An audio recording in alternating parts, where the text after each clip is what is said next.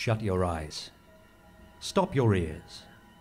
Hold your loved ones close and bar the door against the strangers who roam the harsh landscape beyond. Their intentions unclear, their desires unknowable, their every movement heavy with alien malice.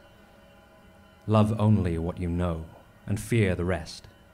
Know only what you have always known, and shun the rest. Isolate and insulate yourselves until you can retreat no further, and pray you are never made to face the unseen hour.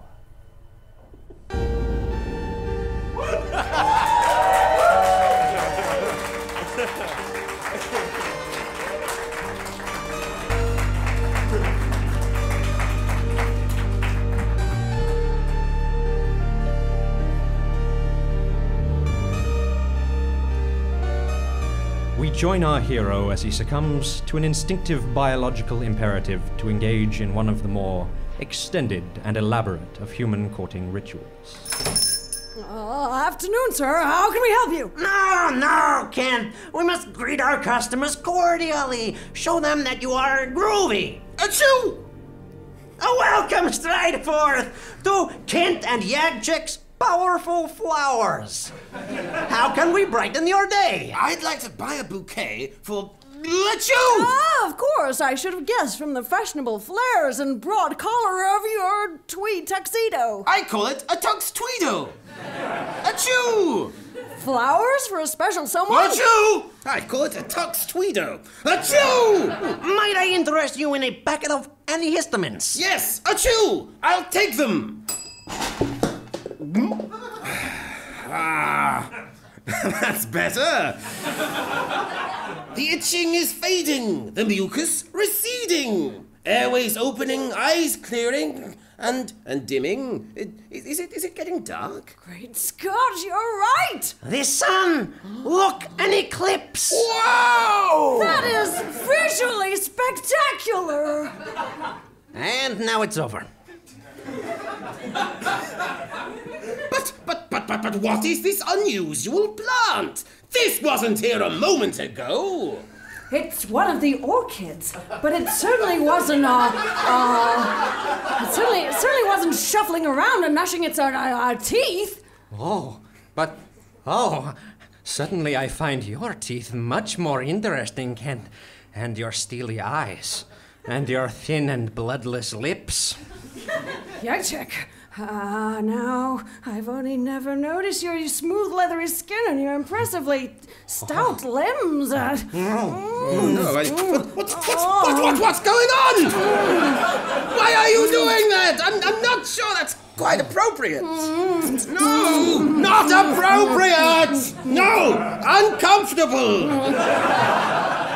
Come on, Strideforth, I'll loosen up. Why are you behaving this way? Stay back. Oh, yeah, Rufus. Let's have some free love. Don't be a square, Rufus. Fussy fuss. Fussy Rufus, fussy baby. Must be going. Safe outside. Oh no, I didn't even manage to buy my bunch of oh no, mutant orchids! More of them, they're everywhere. Oh no, they're slowly lurching towards those feeble pensioners. Why aren't they trying to get away? You two, look out! Oh, Flem. Oh, you're lovely, you are. No, don't do that. Can't you see that slavering carnivorous plant? Oh, hello there. Oh, you're a bit of all right, too. Thank you, but this is hardly the time or the place. Even if my heart were not already dedicated to another. You are a bit of an all right, though. Look, snap out of it. Honestly, at your age. What about our age? We could show you a thing or two, young man. Let's show him a thing or two. Yes. Oh, dear. More gratuitous public displays of affection. It's no good. The plants are closing in!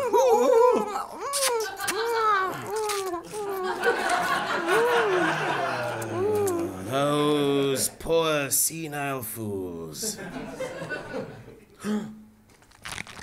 Get away from me, you botanical nuisance! Safe inside an abandoned house, and even safer inside this cupboard. This dark and quiet cupboard. So quiet, so dark. Complete sensory deprivation. A fellow might start to hallucinate in a dark and quiet cupboard such as this, to see colour and lights, to hear the distant imagined voices echoing up from the depths of his own subconscious. Oh dear. Here I go hallucinating. Cat nipples, toad bums, eel philtrums, turmeric, tapir saliva, evil grapes, Stalin's eyebrows, gluten-free flour. A modern country music CD by a very tan man named Broadley. 5 hours of footage of a guide dog gently changing the channel for an old blind man. A quail that whispers errant lines from Ted Hughes' poems. At least one member of defunct bro opera group Il Divo. Stephen Sondheim's fingertips. And an M&S Colin the Caterpillar cake. I've completely run out of underboob sweat from a virgin, but I can make do with this vial of wolf screams. It's okay to stare, my loves. You're impressed. It's fine, I get it. It's a big deal. I'm probably the most famous love witch you've ever come across.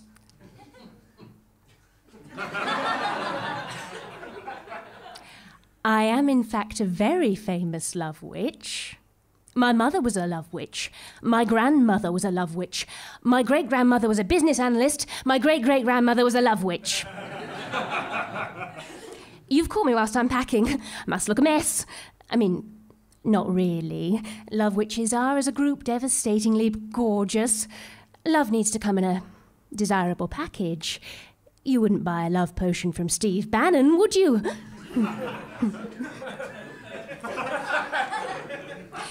I can't possibly pack light tonight, as I found a new Match.com singles dogfight happening down the road.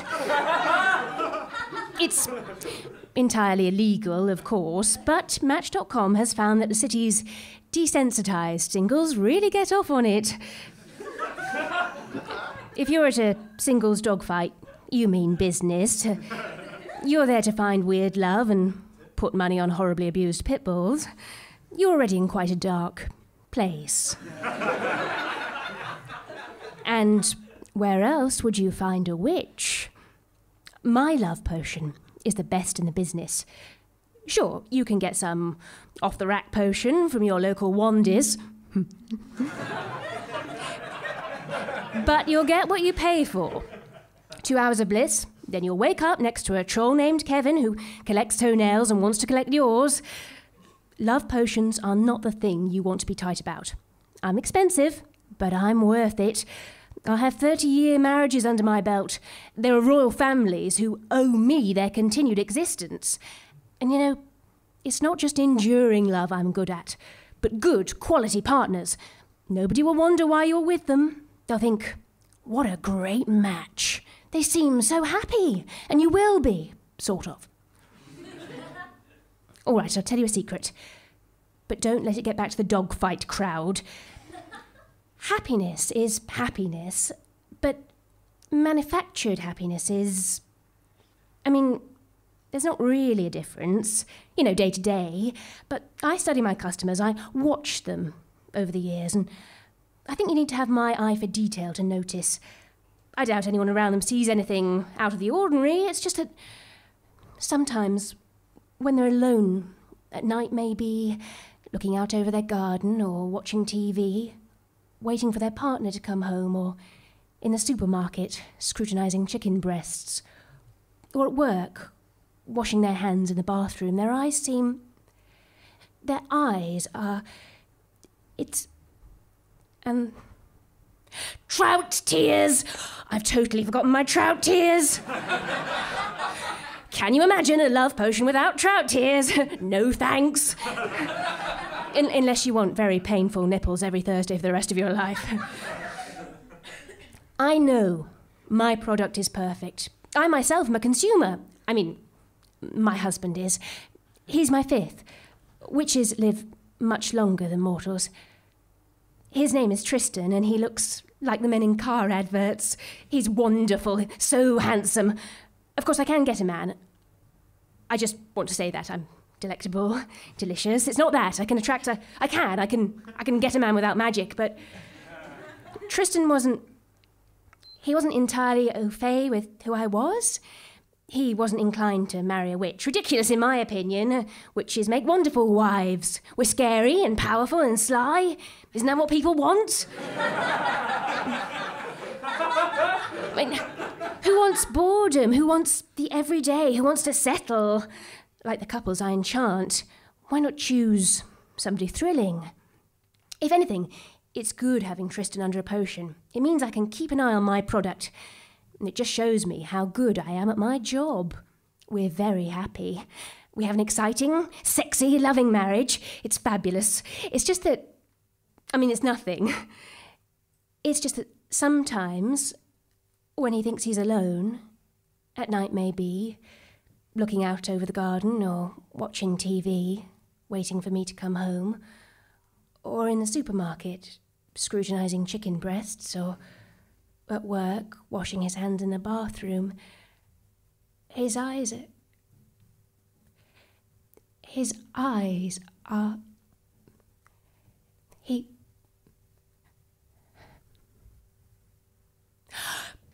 Have I said cat nipples?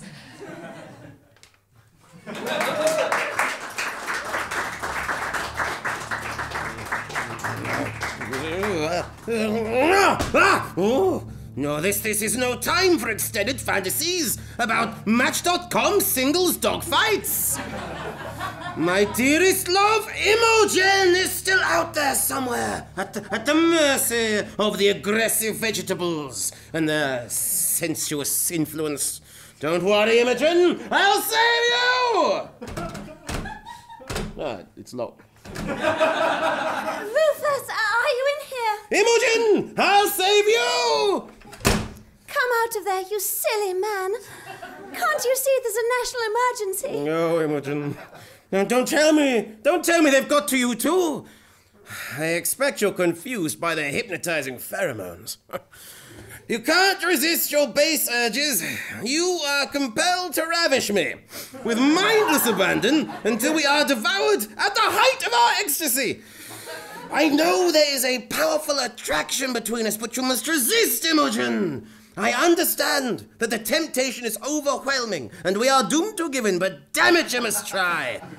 No, I can manage to resist for now, Rufus. There are more important things to do. Oh, okay, fine. I see they have not affected you unduly yet. It's not safe here. Those things are wandering the streets outside. We must get to safety. Too late! There's one now!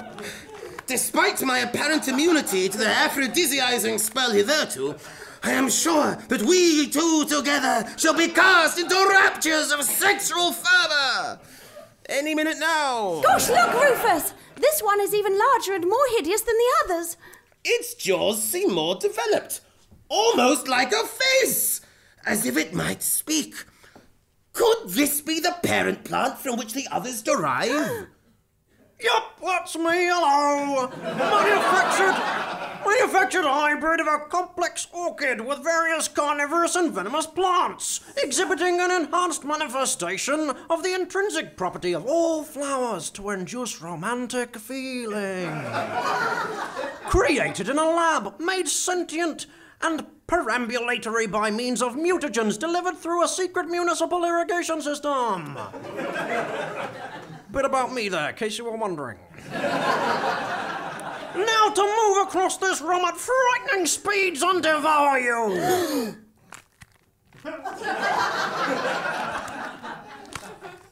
Ah, okay. Still quite slow. Oh, you're in for it now! Here I come! Oh no, Rufus. I'm starting to feel unusual. unusual. You're so groovy.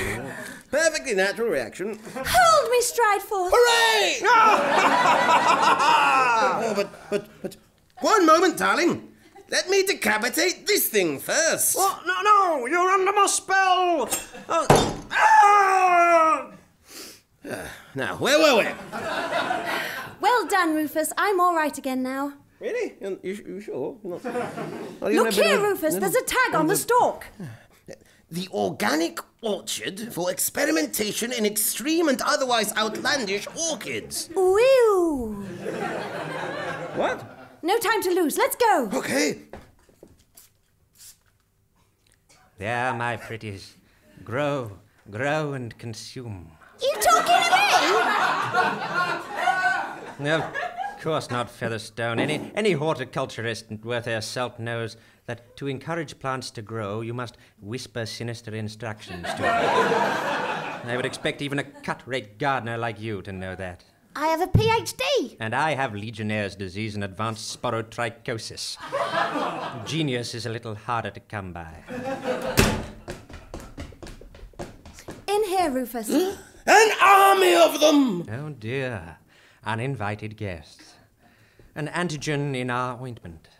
Featherstone, would you be so good as to administer the serum? I'll dose him. Swine! Apologies for the discomfort, sir, madam. This will make the whole process of being eaten alive much more pleasurable. Your genetically modified toxins have been no match for my iron will so far. I'm sure that. Oh. Speaking of your iron will. Oh, Imogen. Rufus. Neatly done. On with our work. Spread the chemically perfect fertilizer, Featherstone. Which one are we using? Open a fresh bag of paranormal troubadour Tom Moore's.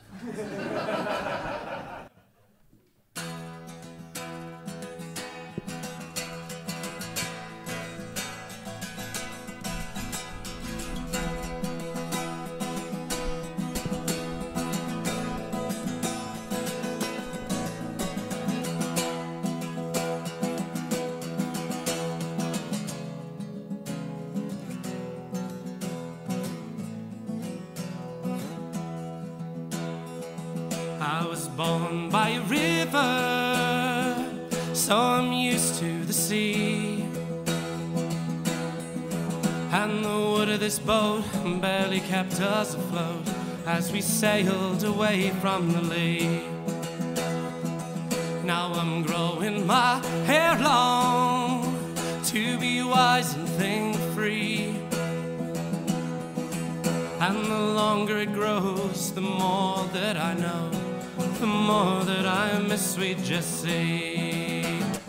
Spend nights watching for icebergs, getting caught in the rain. We sang la la la la la, lady love, when will I see you again?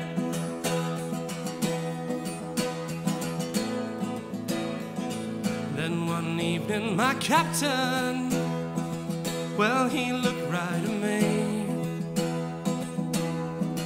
He said, listen here, son, your young lady love, is she home by the banks of the Lee? And I said, that's correct, sir. Yes, she is certainly. And I think of her twice, at least every night, and her name is my sweet Jessie. I spend nights watching for icebergs, getting caught in the rain. We sang la la la la la la, lady love, when will I see you again?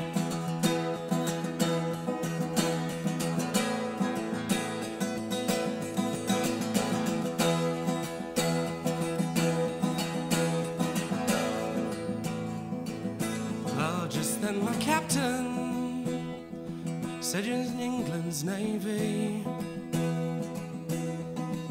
and your young lady love, I don't give a fuck. Son, she means nothing to me. And I said, with respect, sir, you can't say that to me. Threw myself through the air and punched him off his chair, and all in the name of Jesse. Now I spend my days down here, much closer to the sea, in the brig of this boat, with the song in my throat, and all in the name of Jesse. I spend nights watching for icebergs, getting caught in the rain. We sang la la la la la la, lady love, when will I see you again? I spend nights watching for icebergs, getting caught in the rain. We sang la la la la la, lady love, when will I see you again? We sang la la la la la, lady love, when will I see you again?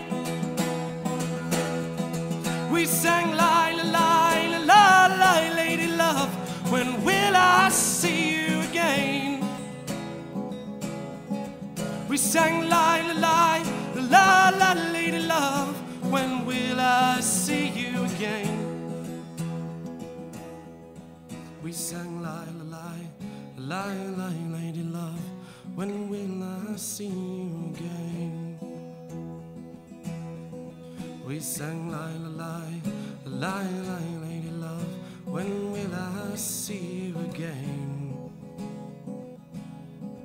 We sang la la la la la, lady love, when will I see you again?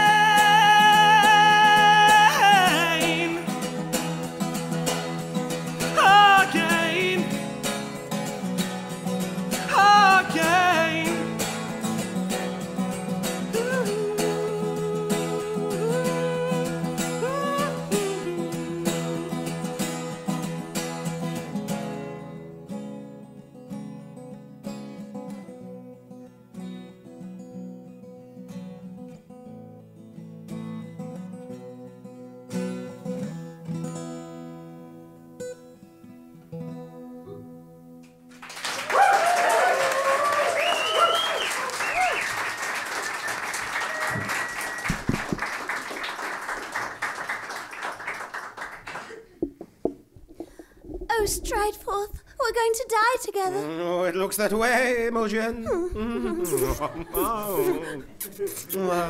Do you mind terribly? I know that if I was in my right mind, I would much prefer to live. If it would make you happy. I have in my inside pocket a packet of antihistamines which I purchased in Act 1. I would get them myself, but my hands are rather involved. It would be my pleasure. Oh, at least our slow death shall be a little less mucusy. Now, one for you. Oh, I see. And now, Dr. Gurick, to end your megalomaniacal mesophil-filled massacre. How is this possible? Give up, Grick. You have no power over us. What have you done? What can you hope to achieve from this destruction? You ungrateful creatures. What greater honor is there? What finer achievement than to meet oblivion in the arms of one that you truly love? Not to waste and perish alone, separated, adrift, and without meaning, but to consume and be consumed, consummating at your consumption, a perfect union. Death is inevitable for us all, but love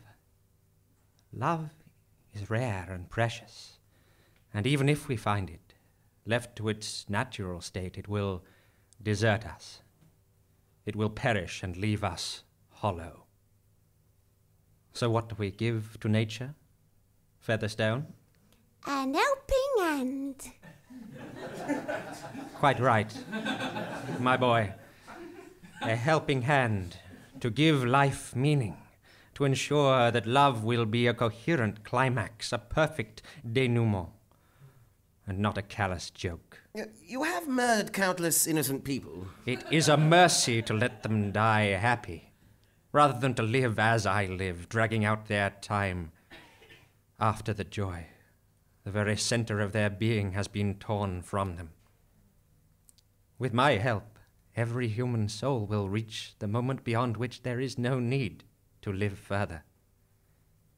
It is a mercy, and you will now leave me to my work. That's not going to happen, Grick. It's over. Show us how to stop those monsters. You are determined, then. But I will never help you. If you will not let me continue, my work is finished. Sadly, too soon. But it is time for me to fall upon my sword.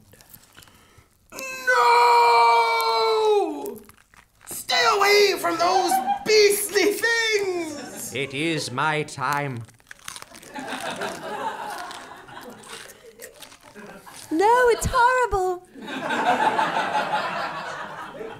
Yeah, you hate to see it. Lie, my lady love. Say, when will I see you again? And you? Are you prepared to help us end this horror? Oh, me? Yeah, sure. I'm just in it for the science. Let me show you. Watch closely. The plants were mutated with this secret municipal irrigation system. We can make them stop the same way. Just pump the other solution through. Yeah, that should do it. I think I have all the notes I need to publish. Help yourself to anything here. Might I recommend a bottle or two of the aphrodisiac serum if you want to spice things up? What? No. Don't be ridiculous. I wouldn't dream. Well, suit yourself. Quite ridiculous. I wouldn't. Actually, darling, maybe it wouldn't hurt to take a bottle or two. And get a crate. Righto! And so life continues, and love is left to chance. The heroes take their reward, and the world outside is left to recover from the brutal abuse of one troubled fanatic. Normality returns, bringing with it the more mundane suffering of a life that promises us nothing. A reality that you too, dear listeners, must endure. Until the next unseen hour.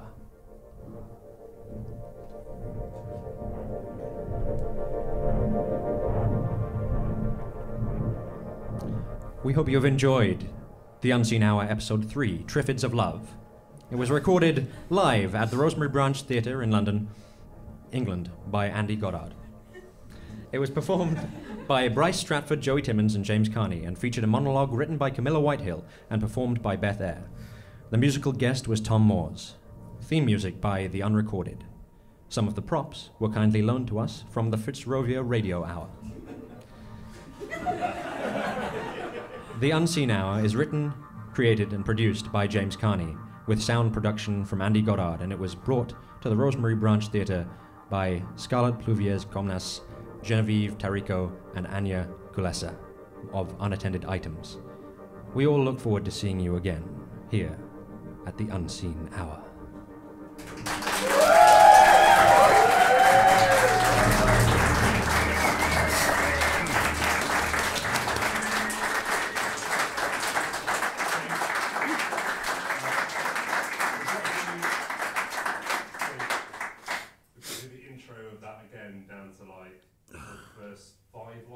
Because during the house music thing, I might have forgot to press record.